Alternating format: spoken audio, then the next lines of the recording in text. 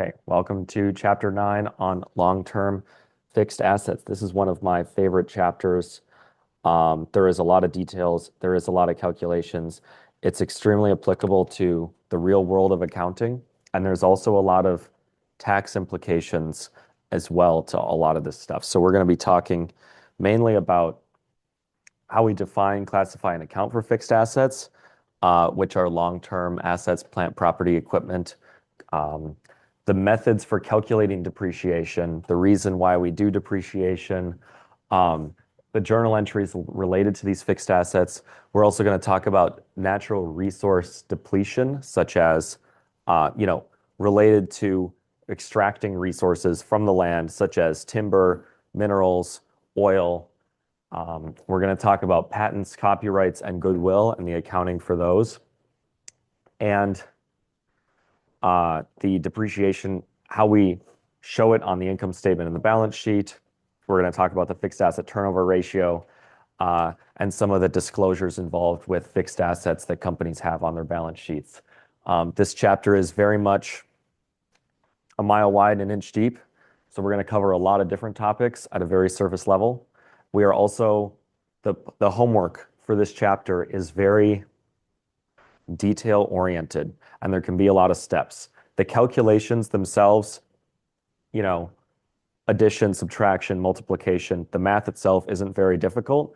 It's the process that we have to get down for how do we calculate the depreciation and where do we put all the items to get the right answer with the formula.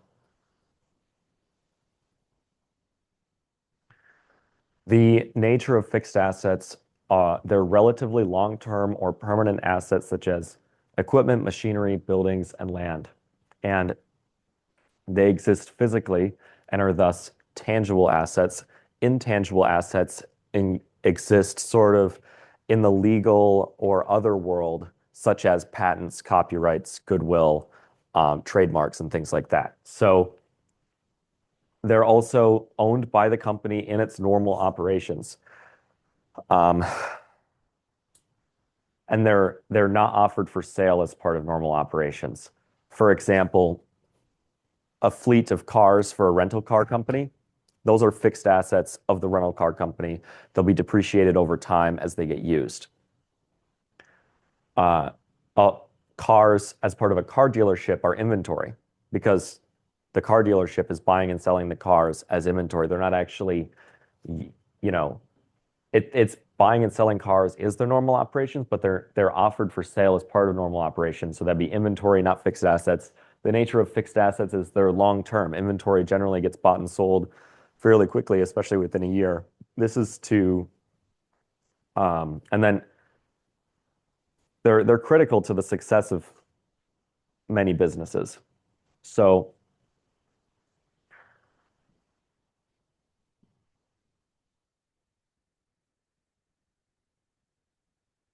there's just a few examples and asterisks here. Standby equipment used for peak periods or when other equipment breaks down is still a fixed asset, even though it's not used very often. So that's still considered, this is the normal course of operations. And then fixed assets that have been abandoned or are no longer used in operations are not classified as fixed assets. So if we have just some sort of a junkyard and we throw all of our used up stuff there, we have to basically take that off of our books. That's not being used by the business anymore. We'll go over journal entries for disposal of fixed assets as well later here. And in classifying costs, there's this flow chart that we go through. And so first, is the item purchased long-lived? And if it's not long-lived, then it becomes an expense immediately or very soon. And if it is long-lived, then it gets capitalized as either a fixed asset or an investment. For example, these markers, we've dealt with inventory, we've dealt with supplies. Inventory and supplies get added to an account and then they're used up usually fairly quickly. And then they flow to the income statement as an expense rather quickly. Items purchased that are going to be used for more than a year. If they're used in the normal operations of the business, they get capitalized as a fixed asset. And if they're not used in the normal operations, they get classified as an investment. For example, working, like I've seen small businesses buy the building next door. They're not using the building next door, but they decided to buy it. Um, that's an investment. That's not a part of their normal operations.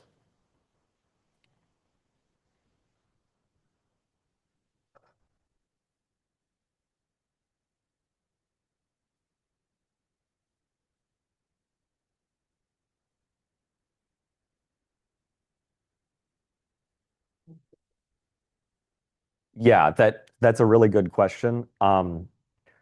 Basically, if they're in the business of renting, it would be a rental. Like that would be a fixed asset. It depends on how big is it. And like, yeah, there's so many, it depends, but it really is that their core business? Is that what they're doing? In reality, yes, absolutely. They would probably have a separate holding company and they would classify that building as a rental business itself, like as an arm of the rental business. So, um, yeah, I guess a better example would be buying shares in another company would be an investment. Probably a better example and less confusing than, yeah. So yeah, that's a really good question. Um,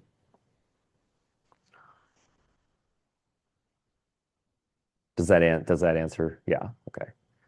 Uh, so the cost of acquiring fixed assets includes all the amounts spent to get the asset ready and in place for its intended use. And I have this big list here of all the items that could be classified and for what item. And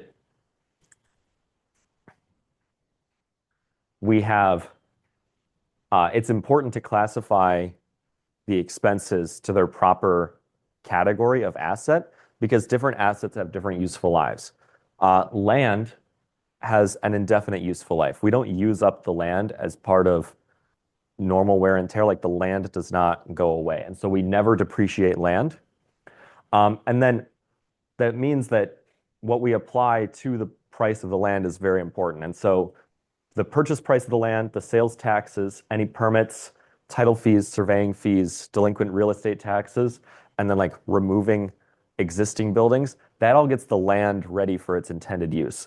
Then once the land is ready, there can be things like land improvements. The most common one that I see is parking lots. That's a land improvement, usually depreciated over 15 to 20 years. That is depreciated, but the land the parking lot is on is not depreciated, if that makes sense. Um, then as far as like other things can be built on top, such as a building, such as machinery, the buildings have a longer life than the machinery, and so it's important to classify the expenses that get the building ready for its intended use or the equipment. Um, Things that are included in the current period as an expense include vandalism, mistakes in installation, theft, damage during unpacking, fines for not obtaining the proper permits. These are all things that don't actually increase the asset's usefulness. They were a one-time mistake. And so we need to expense those and not capitalize it as a part of the asset. And why would people want to capitalize it as part of the asset? Well, if there was a mistake in installation that cost, or, or if there was vandalism on the land or a mistake in installation, then they could add it to the cost of the fixed asset and depreciate it over a lot of years. And then that would artificially boost earnings in the current year because that expense would not be taken on the current year income statement. It would be spread out over a long period of time. And in this example here, we have purchased equipment for $12,000. There's $600 in freight. And then on site, there were $1,500 in installation costs. 500 of those costs, though, were due to an error in installation. So the $500 is going to be an expense like, and that would be debit repairs expense, credit cash. And then the other journal entry for actually creating the fixed asset would be debit equipment for 12,000 plus 600 plus 1,500 minus 500. And then we get 1,360. And we have 1,360, 13,600, and then in cash and equipment. And that other $500 would go to repairs and maintenance expense.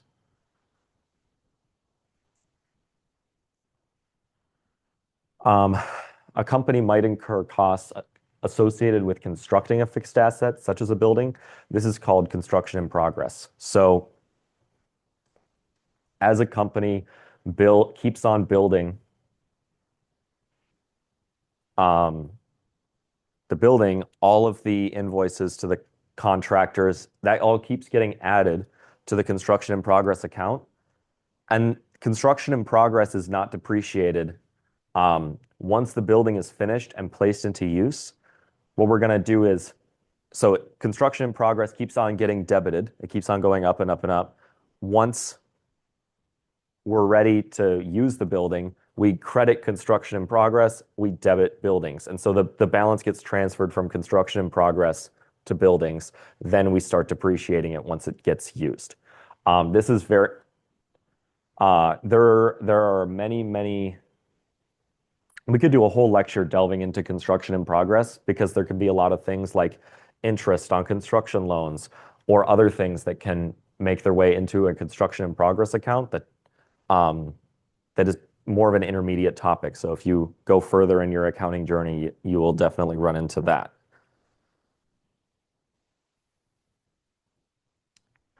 Leases. Leases are contracts to use an asset for a period of time. They're often used in businesses. They're long-term rental agreements. There is often not a very good way out of a lease if two parties are in a lease. So the lessor is the party that owns the asset. The lessee is the party to whom the rights are granted to use the asset, also known as the renter or the lessor. Under a lease contract, the lessee pays rent on a periodic basis for the lease term. And an advantage of leasing the asset is the lessee gets to have the asset without actually purchasing the asset. So the upfront cost is much less. Expenses such as repairs and maintenance costs still might be the responsibility of the lessor. Any damage to the asset is probably still the responsibility of the renter or the lessor. And there's also, an additional risk if it's a really long-term lease. There's a risk that the asset becomes obsolete before the end of the term of the lease, and they still have to make the payments on the lease. Sometimes there's also a guaranteed residual value. So let's say that it's a five-year lease on a car, and there's a guaranteed number of miles that has to be on it still, or even a guaranteed like Kelley Blue Book value. And if it's not at that value by the end of the lease, you have to make up the difference. And so the FASB released some new standards, new as in new standards in the last 20 years, related to leases. And so there's two general types of leases: short-term, which is called operating leases. Those are less than 12 months. This is a broad simplification. An operating lease is less than 12 months. The journal entry for an operating lease is debit rent expense, credit cash. Long-term leases are also called finance leases, and it's because they are economically equivalent to borrowing money and purchasing the asset. Because for example, airplane leases can be 20 years long, or car leases 5 to 10 years long. At the end of that lease's life, the car or the plane are likely fully depreciated.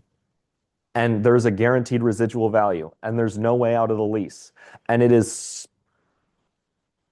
they're making periodic monthly payments on the lease. And so it's essentially the same as if they purchased it and took out a loan to purchase it. And so that's where this finance lease topic comes into play.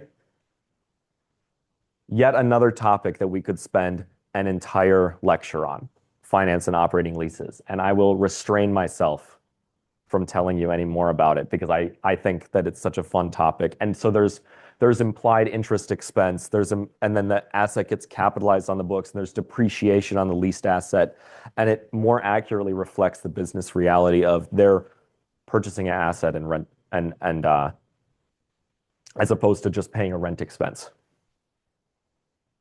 And it also more accurately reflects the liability that's actually incurred because if a business has an obligation to make lease payments for the next 20 years, that's a big liability investors should know about compared to it being off balance sheet. Because if it was a short-term lease, right, it's just rent expense cash every month and there's no liability on the balance sheet. But if they're on the hook for 20 years of payments, the FASB has determined that there should be a liability put on the balance sheet for that.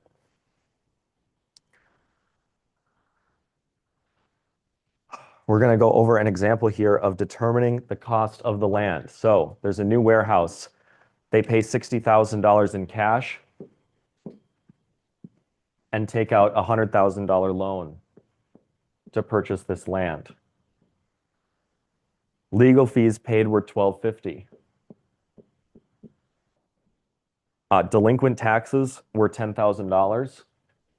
A lot of times when purchasing a property at foreclosure or at auction, the county will require that you pay any back property taxes that the existing owner of the property did not pay. And sometimes if the property becomes so worthless or underwater, the county will let you just take the property if you just pay the taxes. And that's how they recover their money from the unpaid taxes.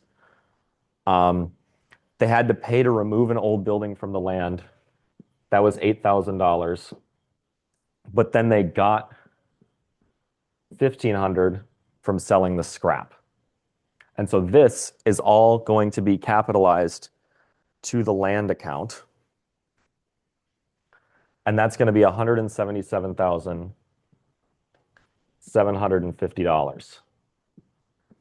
Notice that they also,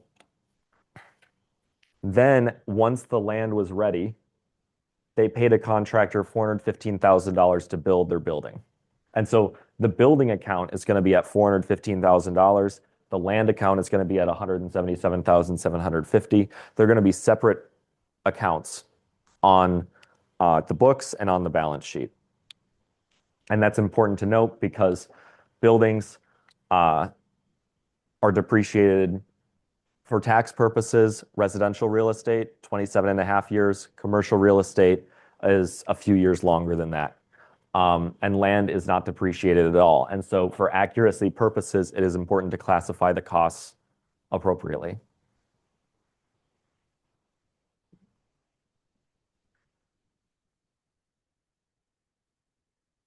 And over time, fixed assets, with the exception of land, lose their ability to provide services. The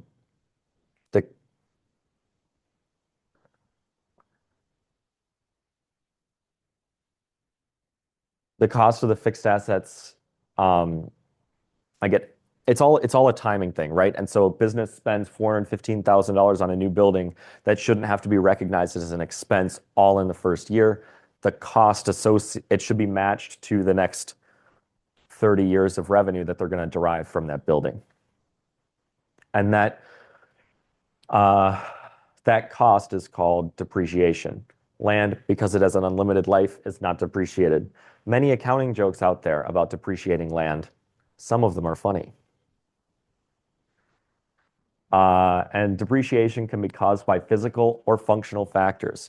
If we think about depreciation within a data center, the GPUs and the servers that a data center has, the physical depreciation is the wear and tear from the use of it. These chips wear out. They're subject to high temperatures and there's a lot going on. That's the physical depreciation, is eventually it's just going to wear out. The functional depreciation is the obsolescence and changing customers' needs. New chips coming out in the future that could be way better than any technology we have now, that would be functional depreciation. Maybe the chips work as they worked back in 10 to 20 years ago, but they can't do anything for modern processing. Or let's say that there is a machine that produces a particular product. The product goes out of date and the machine cannot be adapted to another use. That's functional depreciation. And there's two common misunderstandings about depreciation. Uh, Depreciation does not measure the decline in market value. And it also does not, so the book value of an asset is the historical cost minus the accumulated depreciation. That's the net value of the asset that's going to appear on the balance sheet. That book value does not have to match the market value. And it's most apparent with real estate, because if we're depreciating a building or a property over 30 years, that likely it might even be worth more in the future than it is today. And also, furniture, purchasing a table for $500 or something, there's no way that a new table could be sold for $500 used. So it doesn't always match exactly. The purpose of it is to track and match the expenses over time to the revenue under the revenue recognition principle. And depreciation also does not provide cash to replace fixed assets as they wear out. It is not a sinking fund, for example. It doesn't actually give us any cash. It is us just recording the expense associated, and then the decline in book value impacts our balance sheet. And in order to calculate depreciation, we need to take the asset's initial cost, the expected useful life, and the estimated residual value. So the initial cost is the purchase price plus all costs needed to put it in its intended use. So if there's a machine, it includes the cost of the machine, but also any cost of shipping, any cost of installation. If it's land, there's all of these costs associated with the land. However, land is not depreciated. There was also, I had the whole list on the other slide of all of the things that go into land, buildings, equipment, land improvements. The asset's expected useful life is how long are we expecting to use this asset in the business? And it is our best guess at the time. Generally, there's a policy, and companies with a lot of fixed assets will write it out, what their policy is. The IRS also has policies for tax and book depreciation are often different, but so the IRS has its own rules on how to calculate depreciation. Generally, for the IRS, computers and technology are around 3 to 5 years. Furniture is 7 years. Buildings are 27.5 years. Land improvements like parking lots are about 15 years. And I don't guarantee that any of that is right, but it is ballpark. That is what the IRS does require. And they have a whole table to choose from. How long is each asset going to be useful for? Then there's an estimated residual value. That is also known as the scrap value, the salvage value, or the trade-in value. When, at the end of its useful life, what do we estimate we're going to get for this when we get rid of it? And it could be zero. We could get nothing for it. And the asset's depreciable cost is the difference between the initial cost and the residual value. And this is the cost that is allocated to depreciation over the life of the asset. For example, we have an asset, a new forklift, $24,000. Expected useful life is 5 years. The residual value is $2,000. The depreciable cost is $22,000, and we need to allocate that over the next 5 years. And we are going to go over 3 methods of how to do that, and they all impact the timing of when does that expense get recognized for financial reporting purposes. And so the 3 methods of depreciation used most often are called straight line, units of activity, and double declining balance.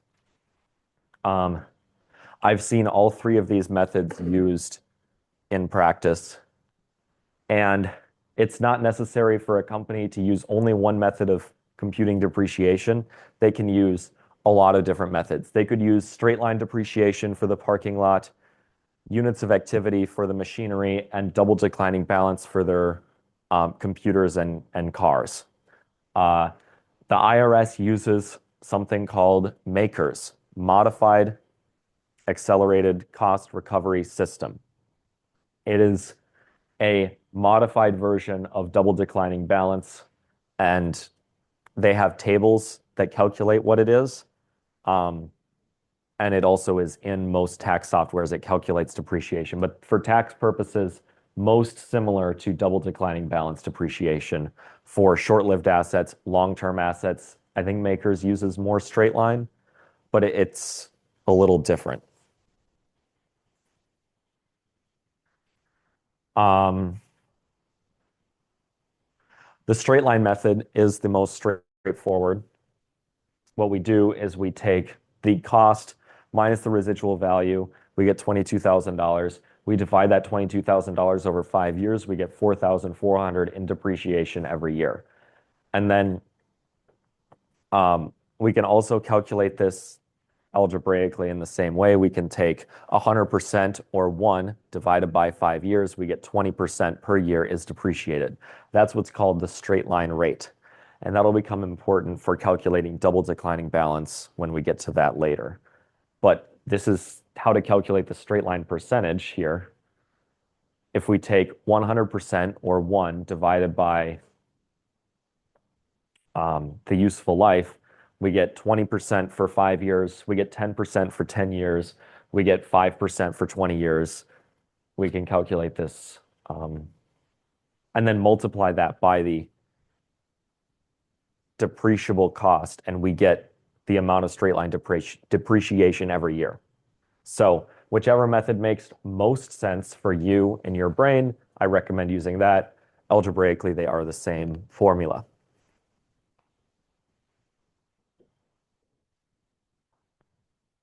And the formulas are quite simple. It's simple math in this chapter, right? It's just it's division. But setting up the problem and the details of setting up the problem, that's the important part to take into consideration. It's that our historical cost is $24,000. The salvage value is $2,000. And from there, we get the depreciable cost. We divide that out by 5 years. And then we get the straight line depreciation per year. We'll also get into mid-month depreciation in a bit as well, or mid-year, not mid-month, mid-year depreciation if a company buys the asset in October, for example. The journal entry for depreciation is debit depreciation expense, credit accumulated depreciation. And so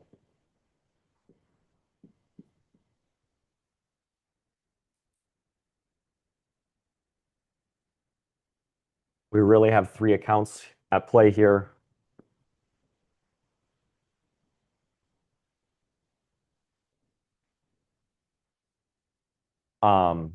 Equipment gets put on as a debit when it gets purchased, $24,000. Then as we go, we're going to have depreciation expense of 4,400. And then accumulated depreciation is a contra asset account, similar to allowance for doubtful accounts. And it allows us to show what was the historical cost of the equipment and what's the accumulated depreciation that's been taken so far. And it's important for, to keep track of, we want to keep track of what was the historical cost of the assets. This accumulated depreciation can be shown separately on the balance sheet. So it'll be historical cost, accumulated depreciation, and then net book value of the assets, or just the net book value can be shown as well, and then disclosing the amount of accumulated depreciation in the footnotes. It's important for investors to know how much it costs to begin with, because then they have an idea of how much is it going to cost to replace once it breaks. Also, in the world of real estate, a lot of times if it's a real estate rental business, the buildings get purchased initially and then depreciated over time, because they do need to be depreciated over the life of the building. But they want to have an idea of the initial purchase price of the property as well, so they can estimate appreciation on the properties like that as well. So that's why this stuff is disclosed separately, but it's just important to note accumulated depreciation, it's a contra asset account, and that's where depreciation goes. We do not credit the actual balance of the fixed assets. And that's different for intangibles. There's no accumulated amortization for intangibles. So tangible assets, we keep track.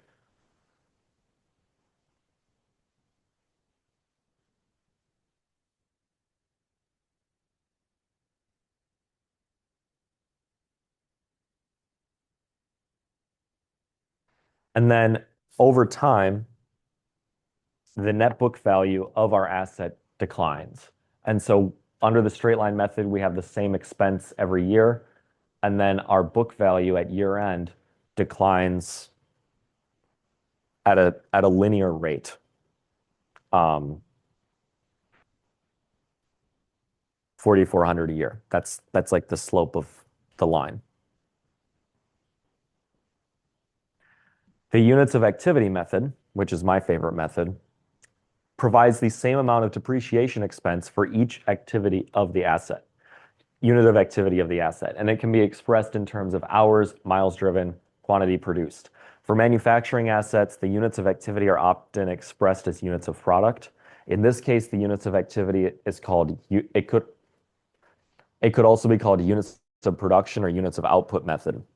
For this forklift example, we're going to estimate it has a total useful life of 10,000 hours and then depreciate it based on the amount of hours that it's used every year. But we could also estimate that a car has a useful life of 100,000 or 200,000 miles and then depreciate the car every mile that the car is driven. We could also, if we buy a machine, we estimate it's going to provide 1 million units are going to come out of this machine. We can allocate a cost to every single unit. And how we do that is we take the cost minus the residual value. In this case, we had $2,400 initial cost, $2,000 salvage value. Our depreciable base is $22,000 divided by 10,000 hours. We are going to be charging $2.20 per hour of use. That's our units of activity method rate.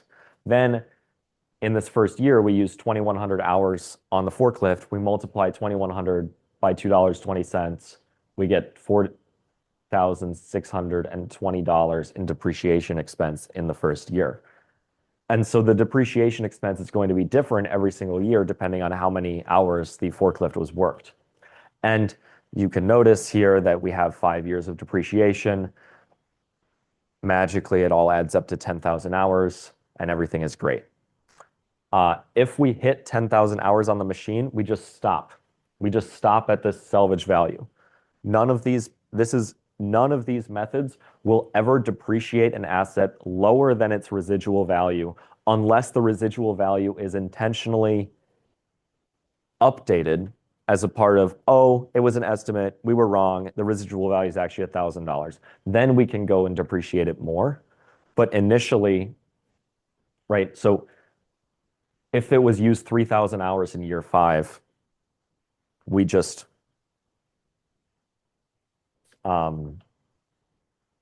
we would still take the same 4,400 in depreciation expense because that would bring us down to our $2,000 residual value for our net book value. So equipment, accumulated depreciation. So as it keeps on going down,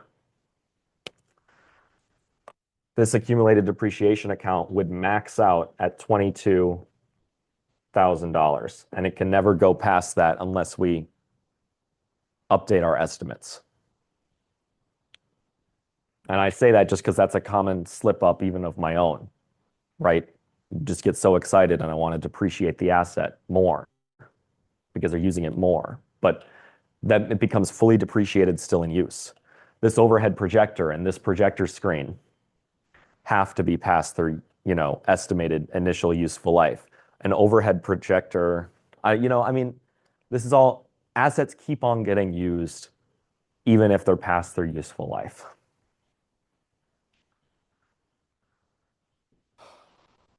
I went to LA Fitness last night and half the machines were broke, and I saw something on the water fountain that they're closing the Hopkins location, and I was just devastated, honestly. But they don't want to replace their fixed assets. So that's what happens.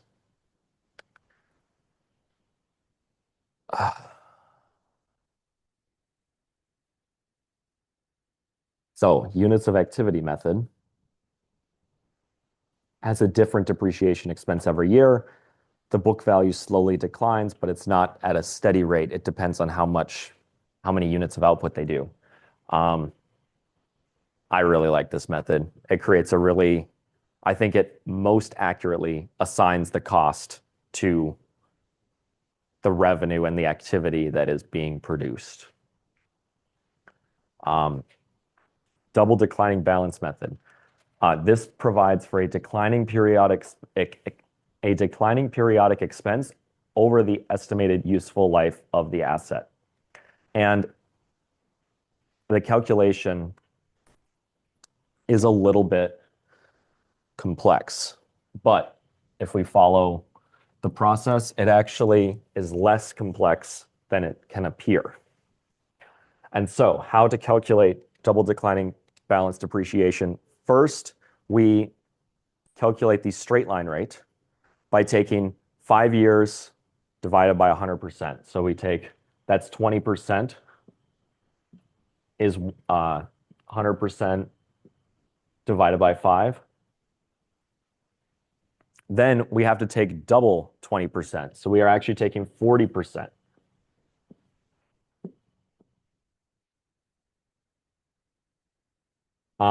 We multiply 40% by the book value at the beginning of the year. So not the depreciable cost. That's very important to note. We multiply it by the beginning book value. So in the first year, that's $24,000 times 40% is $9,600. That's how we calculate year one double declining balance depreciation. But then in the following year, the book value is now different because we have to calculate our book value is now 24,000 minus 9,600.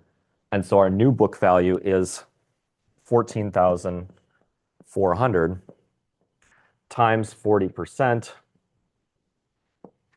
is 5,760. So our depreciation expense declines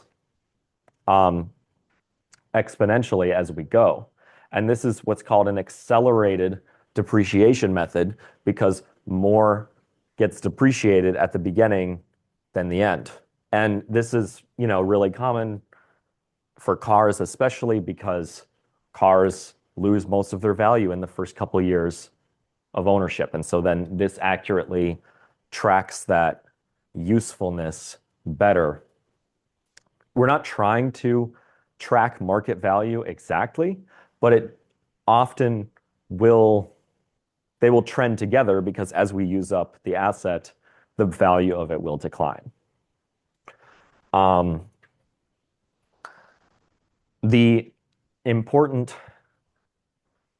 thing to note is that we don't multiply it by we multiply it by the 24,000, not the 22,000, because if we multiply 40% by any number, we are never going to hit zero. And we need to eventually hit our salvage value of $2,000. And so when we hit $2,000, we stop.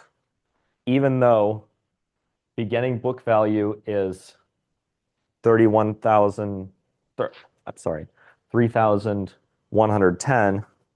And if we calculate that out, 3,110 times 40% is $1,244. That's more than $1,110. But as soon as we hit 2,000, we have to stop. As soon as we hit 2,000 of book value, which means as soon as we hit 22,000 of accumulated depreciation, we have to stop. And so that is how we assign the cost over 5 years, and that's why we're multiplying it by the book value and not the depreciable cost remaining, because if we did the depreciable cost, we would never hit zero. And so this is how we hit zero.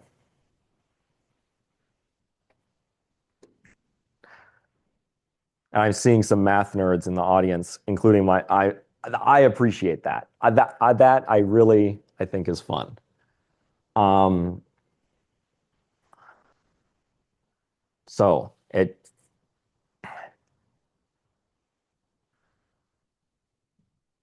provides a higher depreciation expense in the first year. It's called double declining balance because we double the 20%. I've seen triple declining balance out there in the wild, and that multiplies the straight line rate by 3 instead of 2. So in this case, that'd be 60% per year instead of 40% per year.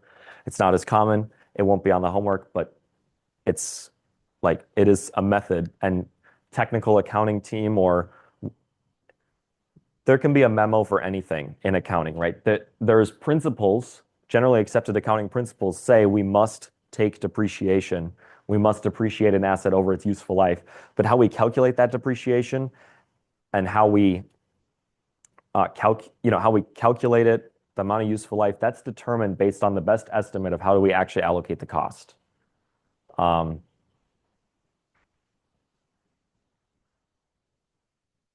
we can come up with a lot of ways to do that. But these are the 3 ways that are the most common out there in the real world of financial reporting. And so this is an excellent time to take a picture of the slides, because this shows the 3 methods and the formulas, and when how to calculate it. There's also, there are jobs in the world of fixed asset reporting and fixed asset accounting where, especially companies with a lot of fixed assets, such as oil companies, real estate companies,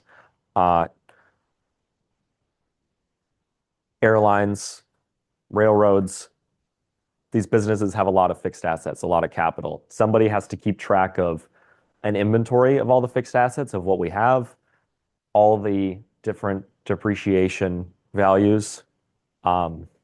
This is just one lecture for us, but it's some people's entire work lives. There is so much material that we could cover related to depreciation, and I really like this chapter because I think it's just so applicable to the real world.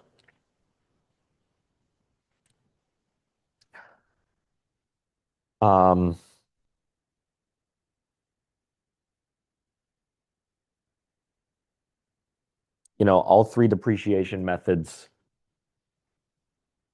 arrive at the same 2,200 of depreciation expense over the life of the asset. It's the timing is what's different. So it's all timing differences. We also occasionally will have to depreciate an asset over part of a year. And this happens when the asset is bought or sold, not on the first day of the accounting period. We're going to have to do partial year depreciation. And it's prorated based on the number of months that the asset is in use for. And assets also might be placed in service on a day other than the first day of the month. And so if an asset is placed into service in the first half of the month, it's treated as if it was purchased on the first day of that month. Second half of the month, it's treated as if it was purchased on the first day of the next month. Same deal if it's sold. If it's sold in the first half of the month, it's treated as if it was sold on like the last day of the previous month. Second half of the month, last day of the month. It makes our calculations a lot simpler. For tax purposes, they always assume it is sold on the nearest 15th of the month. They always do the maker's depreciation tables always go from the 15th of the month. And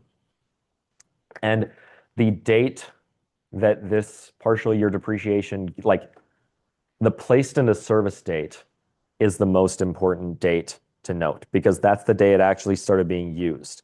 A company could purchase or pay for equipment on the 1st of January, but if they don't place it into use until March, they only take depreciation starting in March.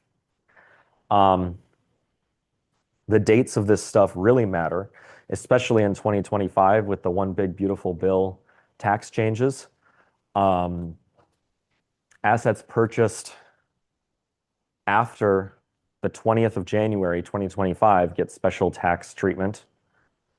And also assets purchased after July 4th get even more special tax treatment. And so the date that it's placed in service makes a big difference. And if businesses aren't, I mean,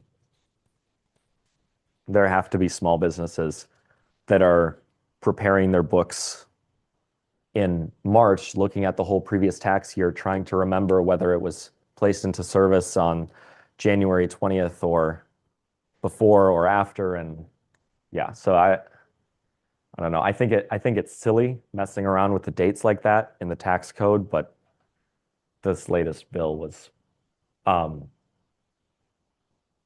I mean, January 20th was, I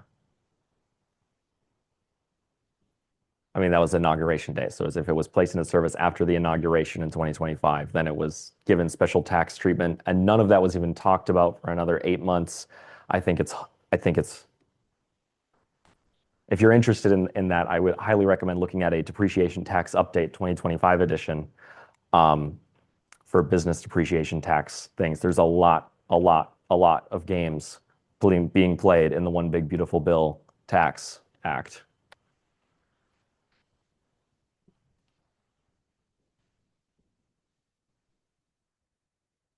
And for calculation purposes. So first year depreciation, assuming it's placed into service in October, we have October, November, December left in the year. And we have to multiply the annual first year depreciation by 3 divided by 12, or 75% of the year, we get $1,100 of depreciation in the first year. Units of activity method, the calculation is not different at all. We just have a few less hours of use because we only had a partial year use of hours. So we had our straight line, our units of activity rate is still $2.20 per hour. So we just multiply that by 400 hours instead of 2,100 hours. And for the double declining balance method, how we calculate the partial year is we calculate the year one depreciation. Normally, we get 9,600. We multiply it by 3 out of 12 months, and we get 2,400. Then the next year, our book value is going to be 21,600, and we're going to multiply that by 40% in the following year and continue on as normal.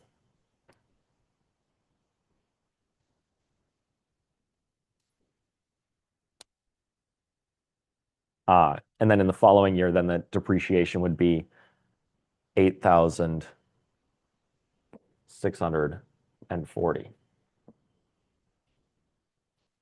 So yet another layer of detail to be mindful of in the homework is mid-month depreciation, making sure you're calculating the months right, making sure that you're, it's an easy thing to forget, especially on the sale of the asset. So on the sale of the asset, which we'll go over, not to jump ahead, we'll go over that, the sale of asset in a bit, but mid-year depreciation is also required on the sale of the asset.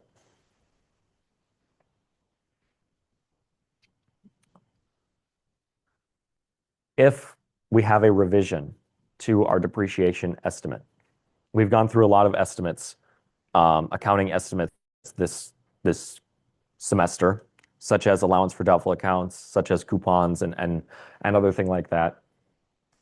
We don't go back and revise our depreciation expense in previous years. We only recalculate going forward, how are we going to look at this differently? And in this case here, we had an asset. The initial cost was $140,000. expected useful life was 5 years, estimated residual value $10,000. So we get our straight line depreciation of $26,000 a year. 2 years in, we now have 52,000 in accumulated depreciation. Our our net book value is $88,000.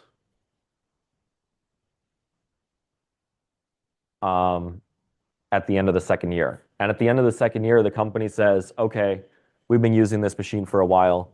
We actually think it's still going to be, we know there's only 3 years left, but we think it's actually going to be useful for 8 more years. And so be mindful of the language and the problems. Machine's remaining useful life is 8 years. That means the total useful life is 10 years. It also says instead of 3, right, there was 5, 2 years have passed. That would mean 3 initially were remaining. Now it's 8 years remaining.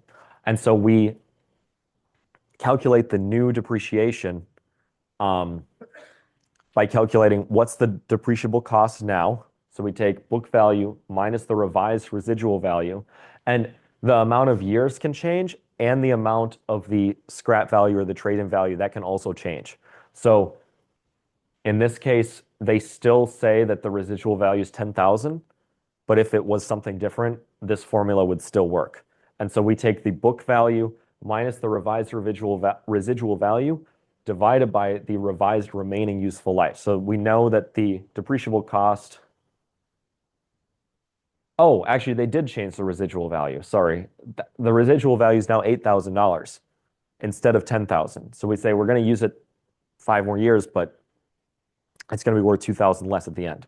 So then they say, okay, now we have to do 88,000, which is the book value, minus the new residual value. We get $80,000 divided by 8 more years, 10,000 a year. And at the point of this revision, the rate of our depreciation changes, right? It used to be 26,000 a year. Now it's 10,000 a year. So the decline in book value changes. The slope, the slope of the line changes with this revision. But we don't go back in time. There's no if we had our correct estimate from the beginning, we would have a line like just above this, right? It would be going down from 140,000 directly there. The change in estimate, we just redirect there. We don't go and reverse our depreciation and boost our book value. Now would theoretically be over $100,000 instead of 88,000 if we initially did this correct, right? We can only do our best guess going forward. Does anybody have any question about revision of estimates? Cool. Repairs and maintenance, or repairs and improvements. Once a fixed asset has been acquired and placed into service, there may be many different costs incurred for ordinary maintenance and repairs. Costs that benefit only the current period are called revenue expenditures. Costs that improve the asset or extend its useful life are called capital expenditures. Ordinary maintenance and repairs. So the ordinary repairs and maintenance, think about an oil change or new tires for a car, especially a car that's driven a lot for work. Those costs only benefit the current period because those are going to be used up really quickly. $300 paid for the tune-up of a delivery truck is recorded as follows. So we debit repairs and maintenance expense and we credit cash. Extraordinary repairs and asset improvements are capitalized as part of the cost of the asset. And then the cost benefits future periods. We need to spread the cost out over the future periods as well. So in this case, the engine of the forklift is near the end of its useful life and must be overhauled at a cost of $4,500, and it extends the useful life by 8 years. And so if it didn't extend the useful life, it would not be an extraordinary repair. For example, if like the same engine rebuild of this forklift, if the engine rebuild was just needed because it broke and the useful life wasn't extended, it would be an expense.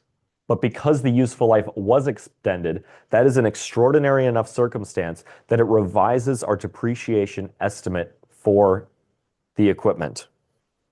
And because it extends the useful life, we reduce our accumulated depreciation. So we debit accumulated depreciation, credit cash. And it's essentially like we're turning back the clock on this.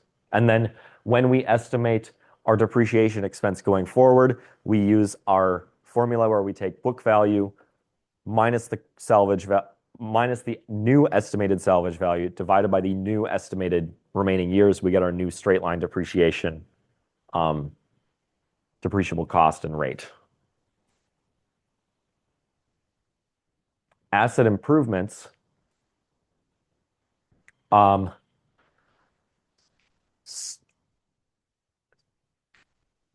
actually improve the asset. For example, adding a new feature to the delivery truck, a hydraulic lift to allow for easier and quicker loading of cargo. That is considered like that's not turning back the clock. That's an entirely new improvement to the asset. And so then that is going to be debited to delivery truck and then credit cash because that increases our historical cost. It's a new feature for the asset. You could think of it in the airline industry as well. They have a lot of maintenance. Some of it, like engine rebuilds every once in a while that get only have to happen every few years. Those could be the cost of those could be allocated over multiple years, but the cost to and that would reduce the accumulated depreciation. That's extending the useful life. That's not adding an engine rebuild doesn't actually add any new features to the plane, but adding new wingtips, which they did with a lot of 737s and a lot of A320s, as you know, new technology comes out, they figured that if they add these little tips on the wings that go up,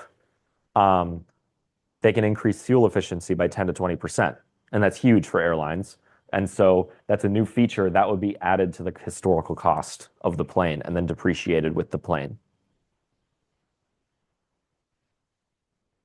And so we have this flow chart here. Costs related to the fixed asset, if it benefits only the current period, it's repairs and maintenance expense.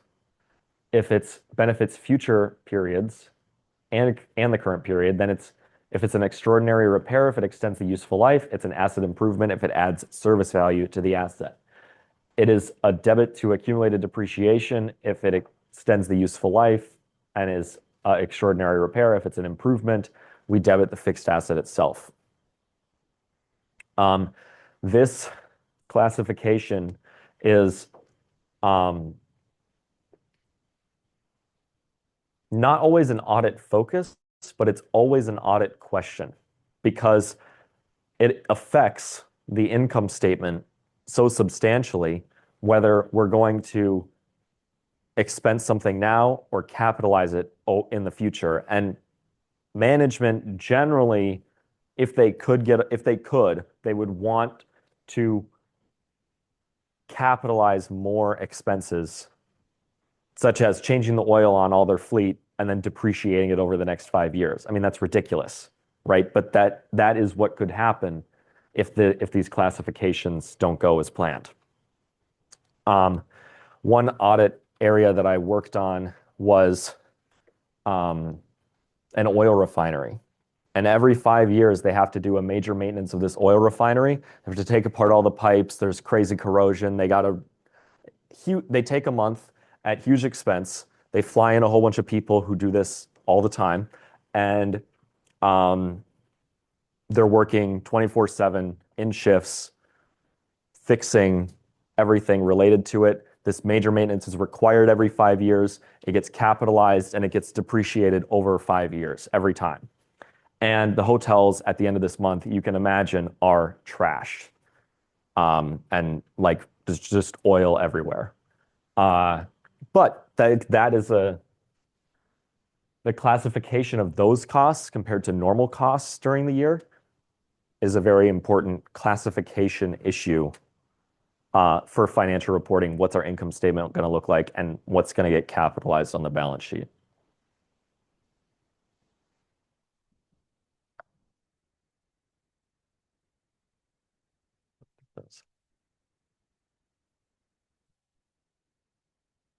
So, in regards to the disposal of fixed assets that are no longer useful, uh, may be discarded or sold.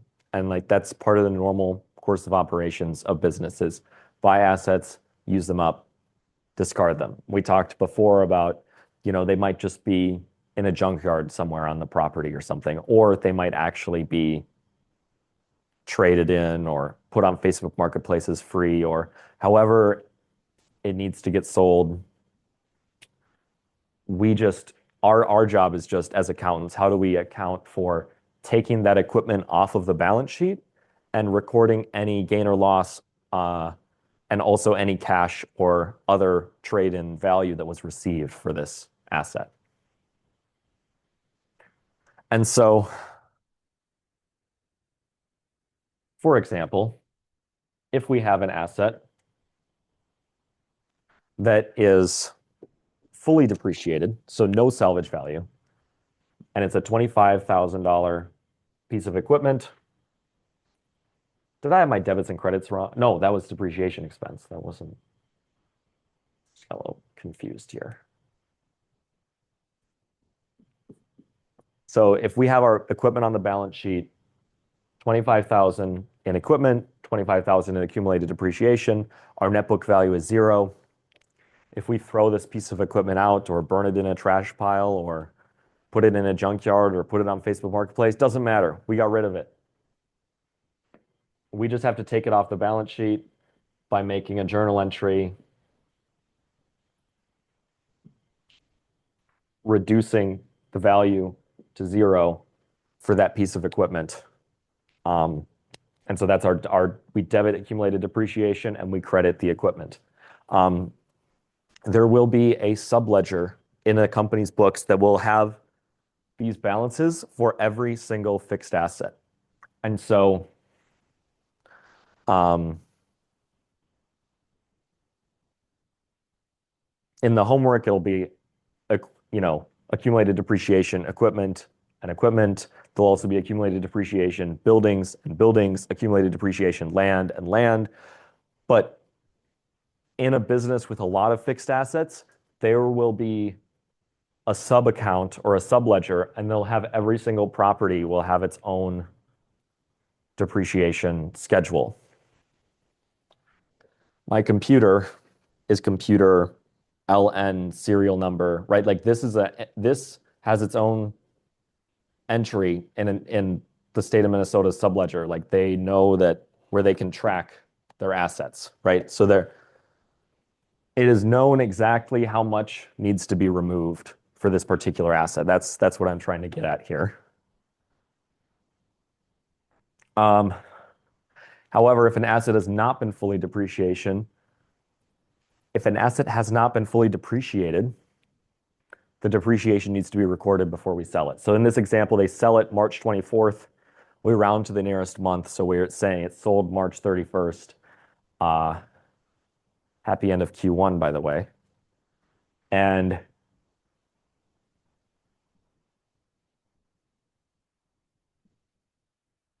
it was 4,650 on December 31st. 6,000 times 10% is $600 a year. One quarter of the year is $150. So now we have our total accumulated depreciation is it was 4,650 plus 150. Now it's 4,800. We have to remove that in our journal entry now. So we have 4,800 as a debit to accumulated depreciation. We know our historical cost of the equipment was $6,000.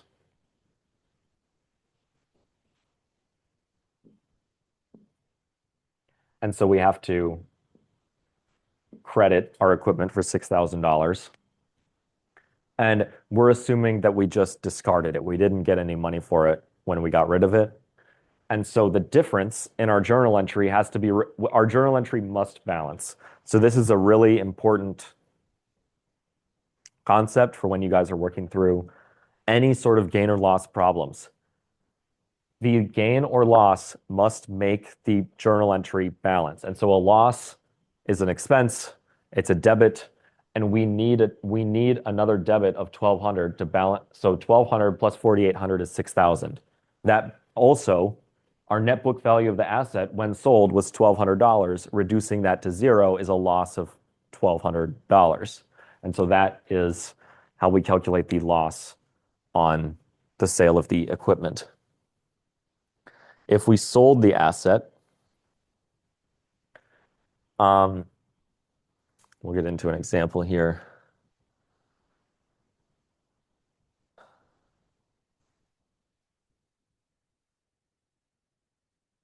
In this example, we're selling a $10,000 asset. There's $10,000, no estimated residual value, straight line of 10%. So we have a $10,000 asset.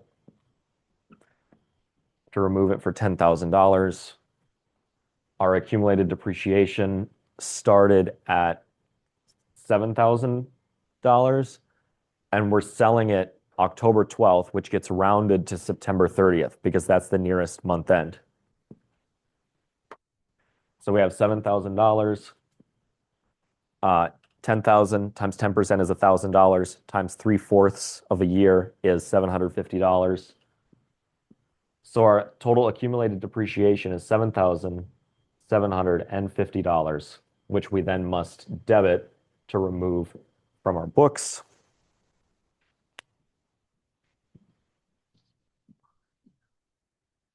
And then when we received cash of $2,250 when we sold this asset. And so we debit cash for 2,250. And the journal entry balances because we sold it for exactly the net book value of the asset. And so there's no gain or loss because we sold it for the net book value of 2,250. But if we sold it for a different amount, for example, if we only sold it for $1,000, then we need to have $1,250 of loss to make our journal entry still balance. And also, that is the amount that we lost compared to our net book value when we removed this asset. And if there's a gain, the gain has to be a credit. And that also will balance out, right? So the amount of cash increases, and so then there's a gain on the sale of the equipment there. And it doesn't have to be cash. We will go over some examples at the very end of the slides here, where if this was a trade-in,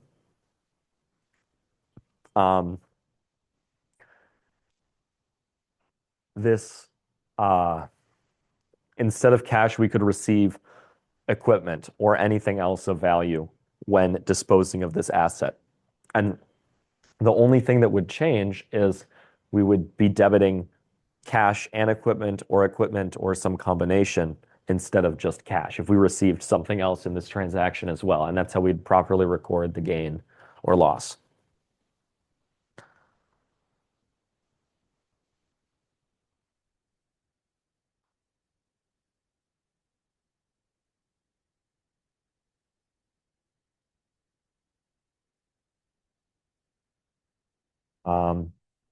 When I said this chapter was a mile wide and an inch deep, I wasn't kidding. We still have a lot of stuff to cover today, and we got 35 minutes. And we're going to talk about now. So yeah, there's way more in depth we could go into depreciation, but that is it for now. Now we're going to get into what's called depletion, and depletion is related to natural resources.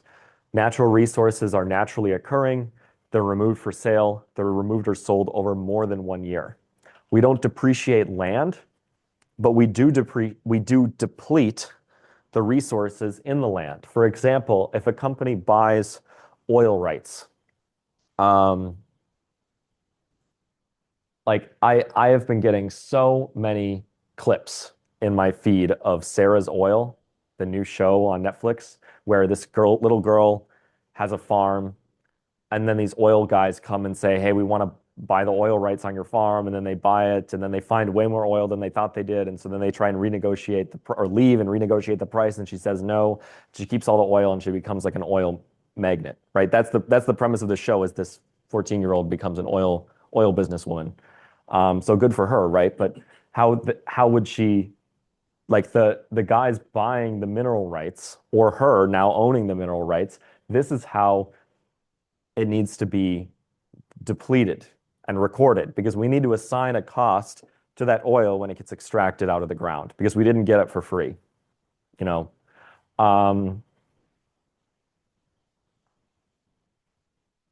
and so we calculate this by getting the cost of the resource, which could be the cost to obtain the mineral rights, or if we already own the land, we would have to somehow allocate the cost between the land itself and the mineral rights underneath. But generally, mineral rights are purchased from individuals or from the Forest Service. It's generally not individuals mining their own land. Or for example, Exxon having oil fields in the ocean. Exxon doesn't own the ocean. They just purchase mineral rights to drill in particular areas. And so that total cost of the resource gets divided by the estimated total units of resource. And that gets determined based off of the geologist's report, or geology for mining for oil, and then a Forest Service report for timber is a really common one as well. And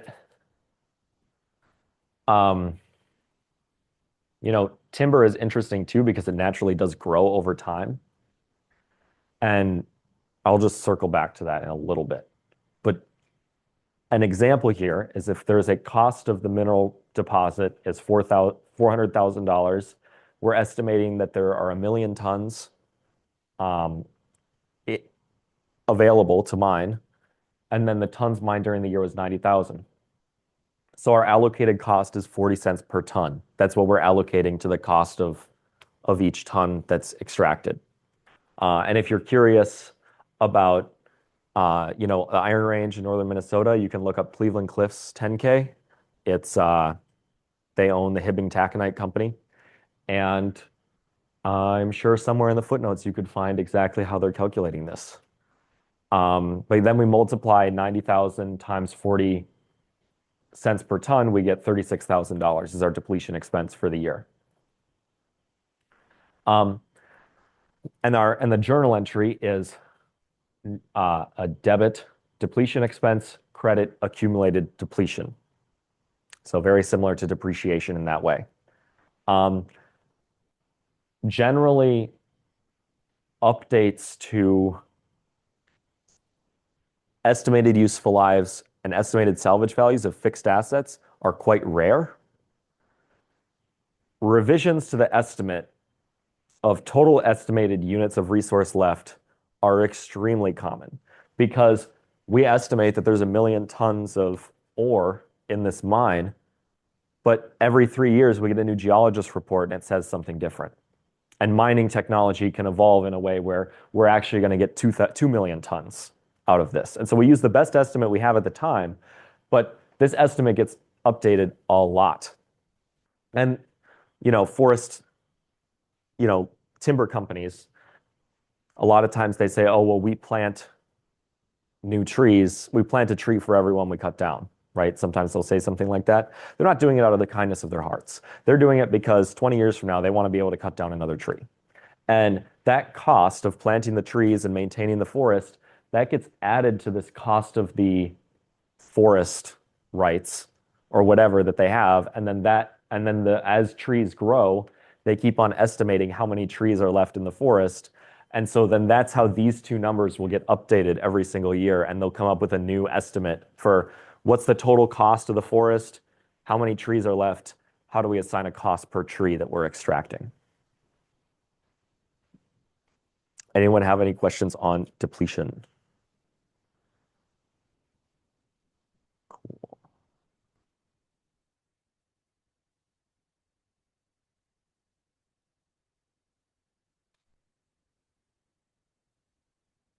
Intangible assets, long-term assets that are used in the operations of the business but do not exist physically are called intangible assets.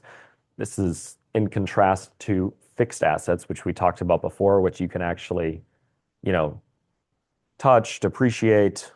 Intangible assets are more like legal rights, such as patents or copyrights, or trademarks or goodwill, which just estimates a mixture of legal rights and customer value.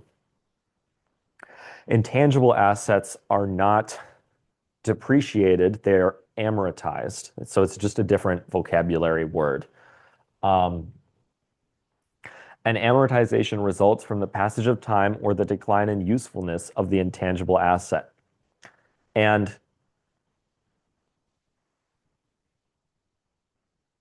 patents, for example, have a legal life of 20 years. And so our useful life for a patent is the lesser of the remaining legal life or the remaining useful life. For example, if a company has this drug, and this is really, this is most common in the pharmaceutical industry, is where patents actually have a really big role on the balance sheet. And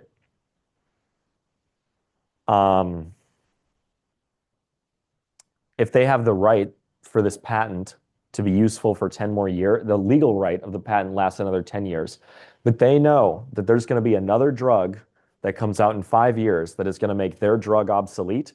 The estimated useful life of that patent is only 5 more years because they know that after 5 years, they're not going to sell any more of this drug, even though they technically have the right to it for another 10. And businesses might purchase the rights for the patent from others, or it may obtain patents through its own research and development.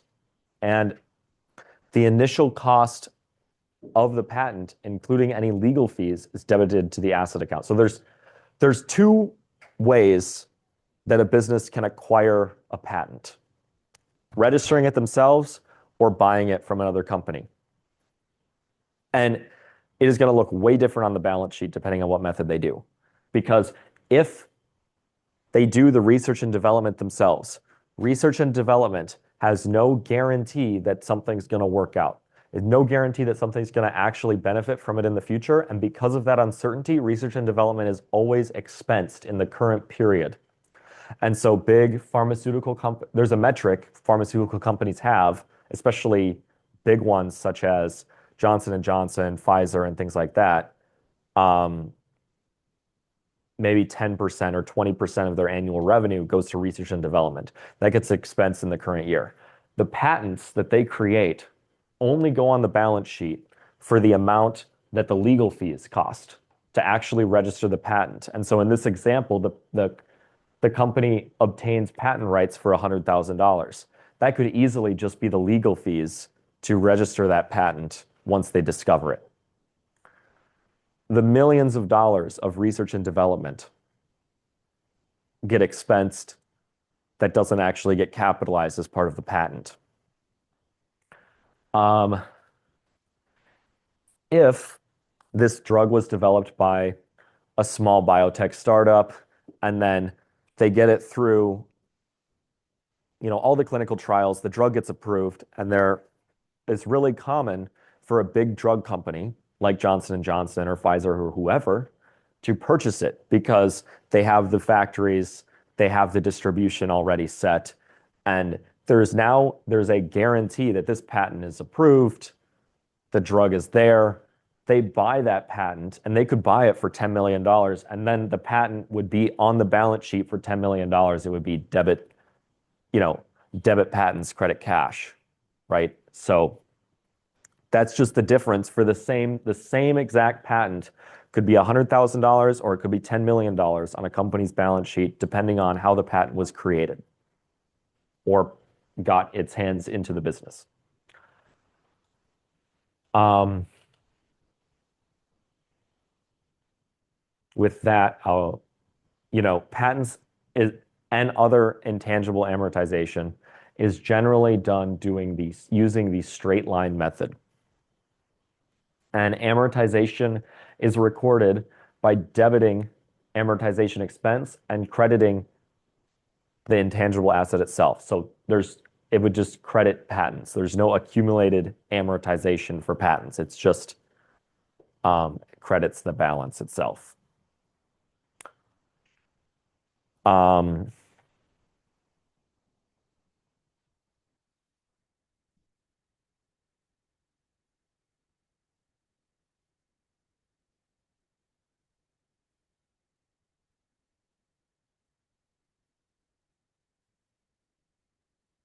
and then, of course, usually not used. It still could be, but um,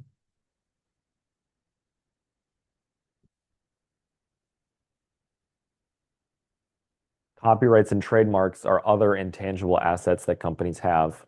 For example, Taylor Swift bought back all of her masters for millions of dollars so that now she has the rights to her own music. That's an intangible asset, the copyright and the masters for those records. Um, so that's a big thing in record companies. Also books, right? Penguin Random House is a super big publisher. They work out deals with writers and they have the the author, but also the publishing company retain a joint interest in the copyright, which extends 70 years beyond the author's death. And then a trademark is a name, a term, or a symbol used to identify the business and products. Trademarks are registered initially, and it protects them for 10 years, and then every 10 years they have to renew it. And examples of a trademark might be the golden arches, it might be the Coca-Cola bottle shape. Those are trademarks. Trademarks can be registered once the consumers know and recognize a trademark that is of a business, right? When we see the McDonald's golden arches, we know that that's McDonald's, and so then that trademark protects McDonald's so that no one else can use that. And then every 10 years they renew it, and assuming that there's still a McDonald's in every corner and we still recognize the golden arches as the golden arches, McDonald's will retain that trademark. And the legal costs, the copyright cost includes all costs of creating the work plus any other costs of obtaining the copyright. For example, recording studio time and then legal costs to register the copyright. Trademarks is legal costs to register the trademark. However, if these are purchased items, then they get recorded at the purchase price, similar to patents. It doesn't get recorded at the historical cost. And with these intangible assets, you can just imagine the values are way different than the historical price. You know, I'm pretty sure Taylor Swift purchased her masters for millions, even though the studio recording time was not $1 million to record an album, right? The value is the intangible value of her music being popular. And that doesn't actually get captured unless it's like purchased for initially, right? So and the reason for that is because it's two inherently different business models. I'll go back to the patents and the drug companies example for a moment, because if a company is doing research and development and developing patents, and then one time it just makes it big, and then that's like the one-time profit from that, that's sort of its own business model, and like it's inherently risky, the research and development. Purchasing a company that purchases patents, produces the drugs, sells the drugs, they're purchasing the patent and the rights to that drug as more of an investment. that's much more stable, that's much more like predictable. And so they're purchasing it, they're allocating the cost over the useful life that they are going to get from that patent. And so is companies that are developing the drugs, but it's just much more risky. It's a completely different business model. So that's sort of the reasoning behind the guidelines there. There's a lot of examples of companies, with trademarks. This is Altria Group's financials. They have various cigarette brands such as Marlboro, and they're amortized. They say certain definite lived intangible assets such as intellectual property, and others are amortized over 20 years. And then so they say this is how they'll disclose exactly this is how we're amortizing it. And then because they have a trademark over a certain design of how they do things. There's also goodwill. Goodwill refers to an intangible asset of a business created from favorable factors such as location, product quality, reputation, managerial skill. It allows a business to earn a greater rate of return than normal. Goodwill is not amortized because it has an indefinite life. Goodwill doesn't just go away over time. If goodwill goes away, it's because of some sort of one-time event that has damaged the usefulness or the reputation or something like that. From an accounting perspective, functionally, how is goodwill created? The creation of goodwill is more of an intermediate topic. The impairment of goodwill is related to this course. So in this example, Face Card Company has determined that 250,000 of the goodwill created is from electronic systems is impaired. So basically we debit loss from impaired goodwill, we credit goodwill, that reduces the value of the goodwill. Goodwill is created when a company buys another company. That is how that gets created on the books of the company. And so let's say that Face Card Company buys electronic systems, and they buy electronic systems for $1 million. And we add up all the value of electronic systems assets, their offices, their computers, all the fixed assets of the company, all the accounts receivable, everything. It all adds up to only $500,000, and they have no liabilities.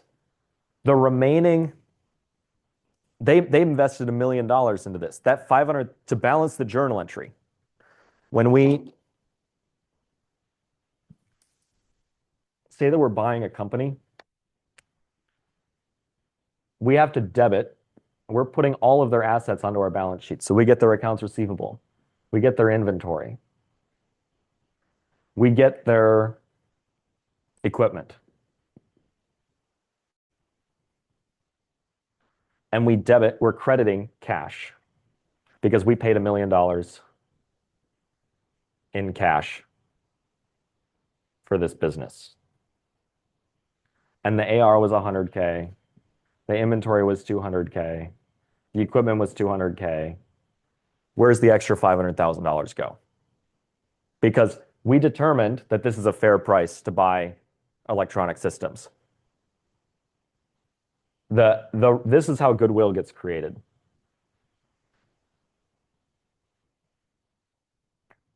Because if it wasn't goodwill, it would be loss. And we don't want to record a $500,000 loss because we purchased electronic systems for $1 million.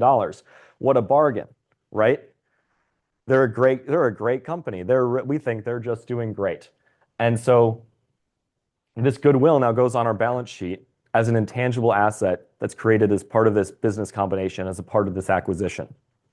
Then, a couple years later, someone at Electronic System does something really bad, and everybody hates them, and their sales go down a lot, and like they're not making good games anymore, or whatever. We determined now that the value of the business has decreased so substantially that we need to impair the goodwill. And so that's what's called goodwill impairment. So now we reduce the balance of the goodwill from 500,000 to 250,000. So we debit loss on goodwill, we credit goodwill to reduce that balance.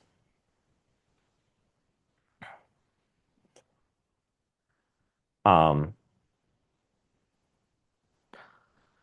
an example of this, and this is not a perfect example, but this is an example of impairment of an investment. Altria Group, because I was on the same 10K already. They bought a 30%, they bought like a third stake in Juul, the vape brand. And then Juul was very bad and was marketing all the Juuls to high schoolers and everything and giving, giving a whole bunch of Juuls to teenagers and underage people and making it crazy flavors and also it being bad for you. And then um, the government clamped down on Juul. That significantly hurt their investment in Juul. And they had to take a one-time impairment of $8.6 billion on their investment in Juul. And so then the slide here is really grainy, but basically it reduced their stable earnings of 10 billion, 7 billion. Now they had a loss of 1.2 billion in a year in 2019. I think it's taken until about 2026, the current year, for Altria's stock to recover from this, bad investment that they made, right? So they determined that they're not going to recover the cost from their investment, and then that's where the impairment comes from. So there's a difference between definite life and indefinite life intangible assets. So trademarks and goodwill, trademarks can be renewed every 10 years. Goodwill does not expire anyway. And so these are not amortized. They are impaired if something bad happens that causes them to lose their fair value. Patents and copyrights have a definite life and also an estimated useful life. And so those are amortized over the life of the assets.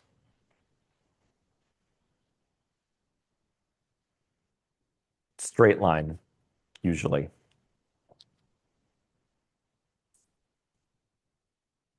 Anyone have any questions on intangibles? Cool.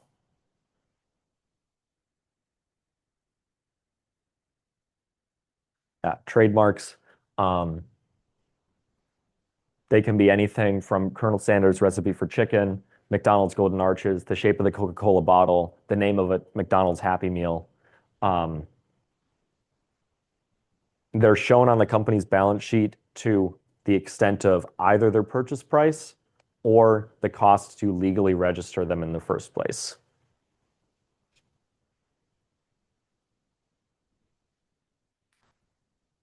And there's also going to be a footnote that explains everything related to the fixed assets and the intangible assets. So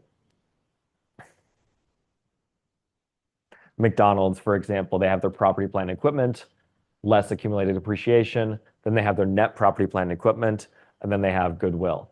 And McDonald's apparently they have some goodwill because they purchased another business for more than the value of the assets, and then this is how the journal entry balances. See, I just take a problem with calling goodwill the value of customer relationships or all that garbage, because that doesn't get created if a business grows organically. That only gets created as a part of a mergers and acquisitions. And it's to balance the accounting logic, and it's much simpler to say it's the value of customer relationships, and like it is to an extent, but I think it's just so much more tangible to know exactly what situation made goodwill get created, because unless you get into an intermediate 2 accounting class, no one's talking about this.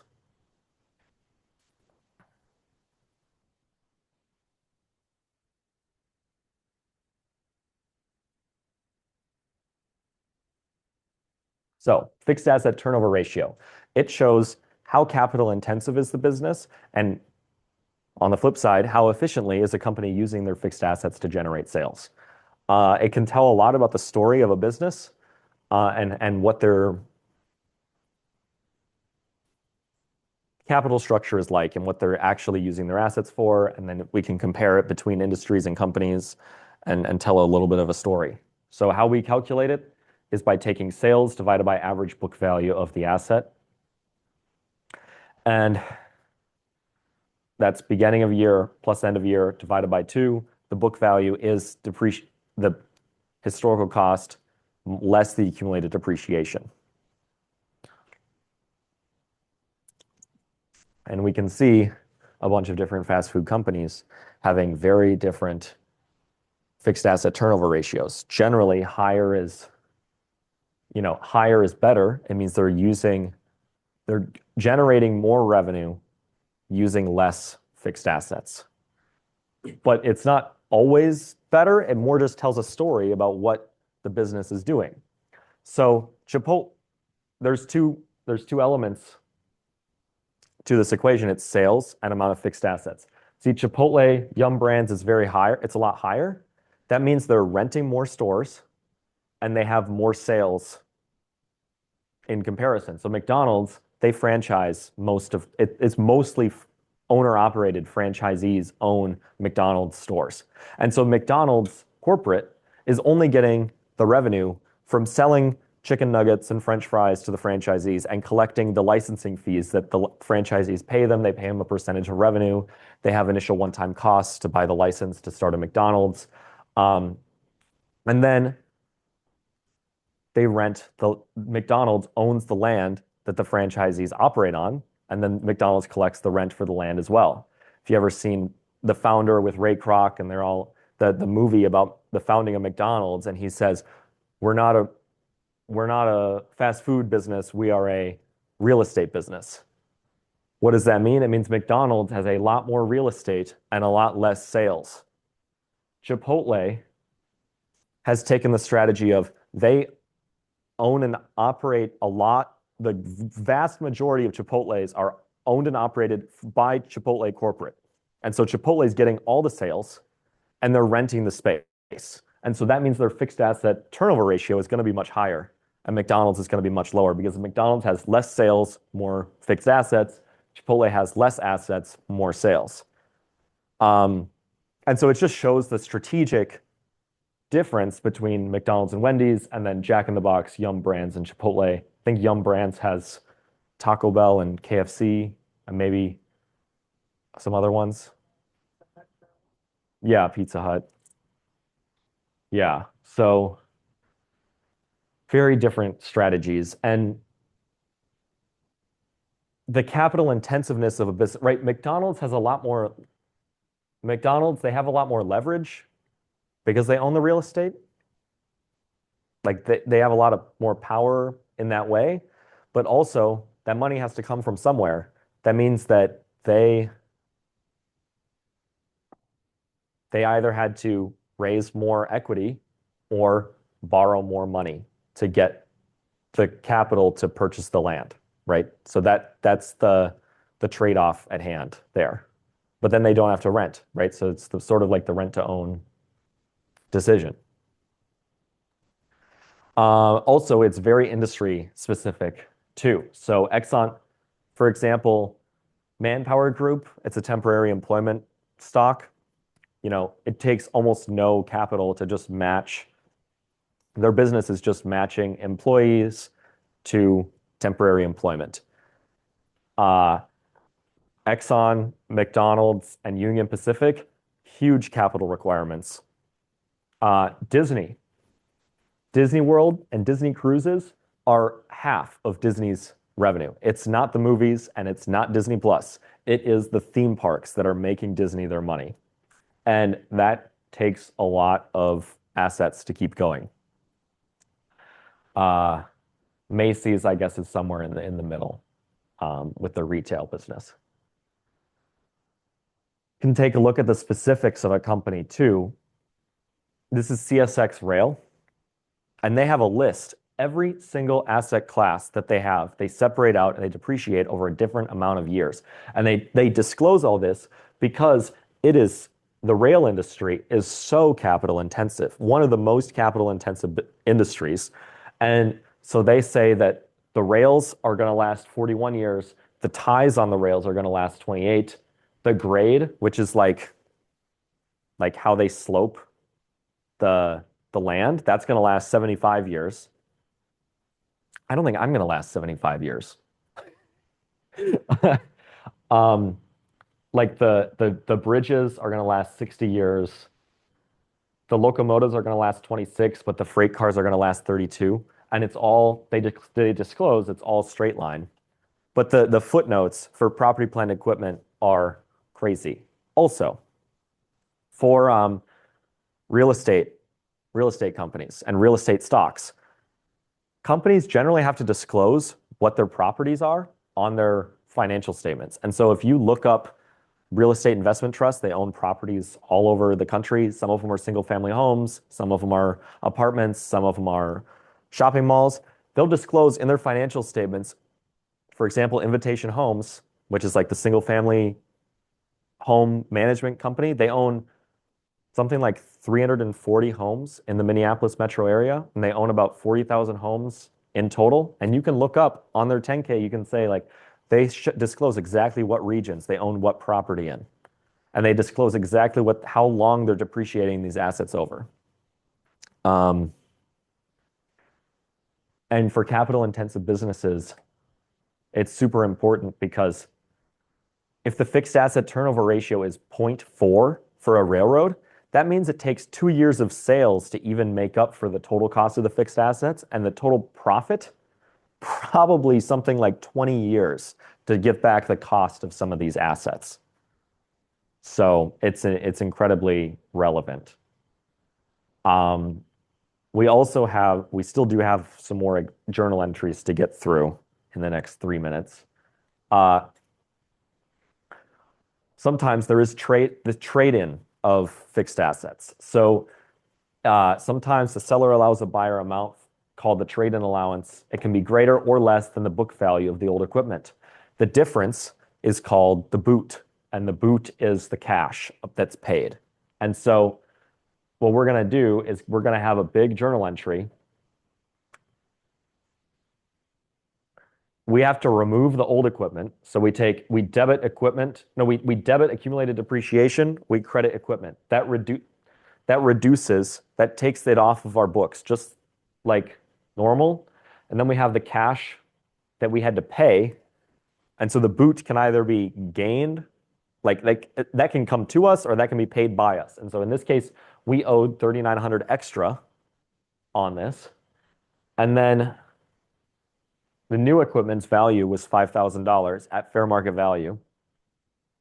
And so then the gain is the plug here. That's what makes our journal entry balance. And so the gain is a credit of $300 in this scenario.